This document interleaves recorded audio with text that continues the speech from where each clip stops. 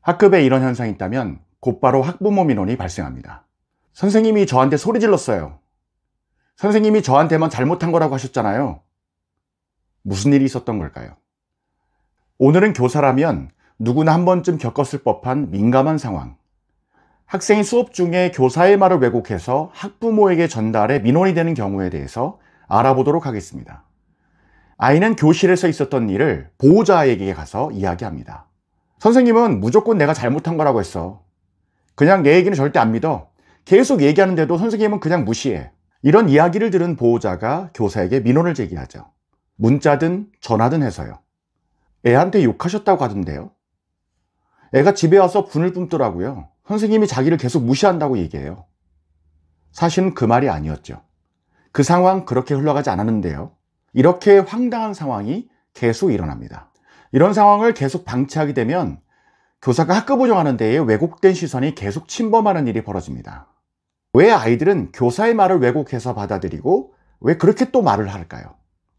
첫 번째 심리적인 이유를 살펴보면 선생님에게 지적받았을 때 자기 행동을 정당화하고 싶은 방어 기제 때문입니다. 자신이 잘못된 것이 아니라 선생님이 나를 지적한 것이 잘못되었다라고 말하고 싶은 거죠. 그리고 자신에게 생긴 수치심을 해결하지 않고 부모 앞에서 피해자가 된 것으로 프레임을 전환했기 때문에 그렇습니다. 또한 갈등 상황에서 어른들끼리 통하는 연대감을 깨고 자기를 보호하려고 하는 전략일 수 있다고 하는 것이죠. 두 번째는 인지적인 한계 때문에 그렇습니다. 교사의 의도나 맥락을 이해하지 못하고 단편적으로 해석하는 일이 많은 거죠. 아이들은 보통 감정이 격해져 있는 상태에서 말의 일부분만 기억하곤 합니다. 전체적인 맥락은 다 빼놓고 말을 잘라서 기억하거나 그것을 침소봉대하는 경우가 발생합니다. 선생님과 학생의 대화를 한번 살펴볼까요? 지금 네가 여기에서 이렇게 행동하는 것이 맞다고 생각하니? 왜 저한테만 그러세요? 다른 애들도 했는데요? 지금 이 시간에 네가 수업을 방해하고 있어서 선생님이 지적하고 있는 거잖니. 아니 선생님은 왜 저한테만 그러시는 거냐고요. 지금 너 말고 누가 수업을 방해하고 있을까? 다른 애들도 다 했는데 저한테만 그러시니까 그러잖아요. 수업을 방해하는 아이를 지적했을 때 어떤 식으로든 억울하다고 얘기하는 아이를 보면 이걸 어떻게 이해시켜야 하는지 난감해질 때가 있습니다. 자신의 모습을 바로잡으면 될 일을 다른 애들은 놔두고 본인에게만 지적한다고 억울하다는 얘기만 반복합니다. 지금 어떤 상황인지 이해가 안 되는 겁니다. 심리적이든 인지가 부족해서든 학생이 교사의 말을 왜곡해서 받아들이고 저항할 때는 선생님이 즉각적으로 대응해야 합니다.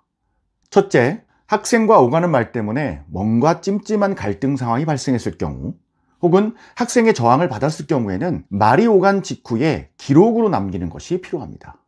시간, 장소, 발언 내용, 학생의 반응 등을 간단하게 메모하는 거죠. 증거를 위한 메모가 아니라 사실 확인용 메모입니다.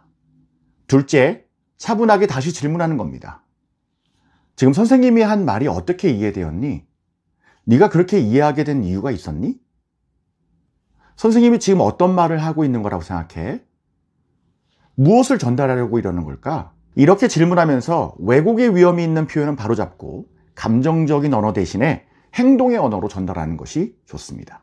셋째, 공개적으로 선생님의 의도를 재차 전달하는 것이 필요합니다. 학급 전체나 모두만에서 지금 이 상황은 이러이러한 이유로 이야기한 거야 라고 설명하는 것이죠.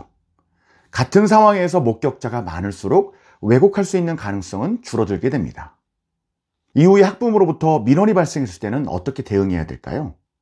먼저 전화나 문자로 보내올 때 이렇게 응대하는 것이 좋습니다. 저는 그 상황을 분명히 기억하고 있습니다. 아이가 어떻게 전달했는지 먼저 여쭤봐도 될까요? 비교적 구체적으로 아이가 말한 사실을 먼저 듣는 것이 필요합니다. 다음으로는 학부모의 감정을 받아주는 동시에 사실관계를 침착하게 전달해야 됩니다. A 학생이 당시에 어떠어떠한 행동을 해서 학급 전체 흐름에 영향을 주었고 저는 그것에 대해서 어떠어떠한 형식으로 이야기했습니다. 아이 입장에서는 제 말투가 서운하게 들렸을 수도 있겠지만 맥락은 이렇습니다. 여기서 주의할 것은 아이의 인격을 폄하하는 내용이 없어야 되겠죠. 예를 들어서 그 친구는 한 학기 내내 그랬어요. 제가 지난번에도 어머니한테 말씀드렸듯이 아이가 변하지 않고 계속 그 행동을 하고 있네요. 학부모와의 대화에서 교사의 정체성을 지키면서 변명하지 않는 것. 모두가 교사를 적대시할 것이라고 하는 공포감에 휩싸이지 않는 것이 중요합니다. 내가 교사의 위치를 지키고 있으면 어느 정도 대화가 이루어지면서 결국 무엇이 문제인지 드러나게 됩니다. 그럴 때일수록 교사로서 내가 잘못한 것이 아니라 상황으로 인해서 만들어지는 것들, 또 왜곡된 소통이 만들어내는 불편한 현실에 파묻힐 필요가 없다는 겁니다. 그렇다면 선생님, 학생들이 교사의 말을 왜곡하는 것을 예방하는 소통의 환경을 만들어 보면 어떨까요? 무척이나 간단한 것처럼 보이지만 학생과의 신뢰관계를 만들기 위해서 선생님의 몇 마디의 대화가 더 필요할 수 있습니다. 나는 너를 혼내는 것이 아니라 너를 돕고 싶어서 이야기하는 거야. 선생님이 학생을 지적할 수 있습니다. 잘못하면 혼낼 수도 있어야죠. 그런데 선생님의 상황에서 매듭짓지 마시고 아이의 감정도 확인하시고 회복의 방향성을 표현하시면 곡해하는 습성을 지니는 아이들의 잘못된 흐름을 조금씩 줄여갈 수 있습니다. 표현을 곡해하고 잘못 받아들이는 것도 습관이기 때문에 그렇습니다. 또한 교실의 소통 규칙을 연습하는 것이 필요하죠. 때때로 우리는 감정의 거짓말에 빠집니다. 상대의 이야기를 감정 속에서 판단하고 왜곡하는 경우가 많기 때문에 서로의 말을 있는 그대로 듣는 것과 다른 사람의 말을 나에게 유리한 쪽으로 바꾸어서 전달하지 않기, 이런 약속을 정하고 연습하는 것이 필요하다는 것이죠. 흔히 아이들 무리가 뭔가 잘못된 행동을 해서 선생님 앞에 오면 자신들이 불리한 입장을 각색해서 이야기하는 친구들이 막 나옵니다. 진실하게 듣고 말하는 연습이 더더욱 필요한 상황이죠. 여기에 덧붙여서 보호자들과 평소에 연결하는 작업이 동반되면 좋겠죠. 정기적으로 보호자에게 수업 속에서 만난 학생의 긍정적인 면을 온오프라인으로 전달하면 선생님의 본 뜻을 이해할 수 있는 통로가 더 많아질 겁니다. 정기적인 상담도 있겠지만 평소에 선생님이 학생에 대해서 알릴 수 있는 소소한 소스를 제공하다 보면 민원이 아니라 선생님을 통해 아이를 배우는 보호자들이 늘어나게 될 것입니다. 교사의 말은 교육적 의도를 담은 행동의 언어입니다. 하지만 학생이 감정적으로 받아들이면 그 말이 공격이 되어버리기도 하죠. 그래서 우리는 감정이 흔들리지 않는 언어, 맥락을 살리는 대화, 그리고 신뢰를 먼저 준비하는 교실이 필요합니다. 혹시 지금 그런 상황을 겪고 계신가요?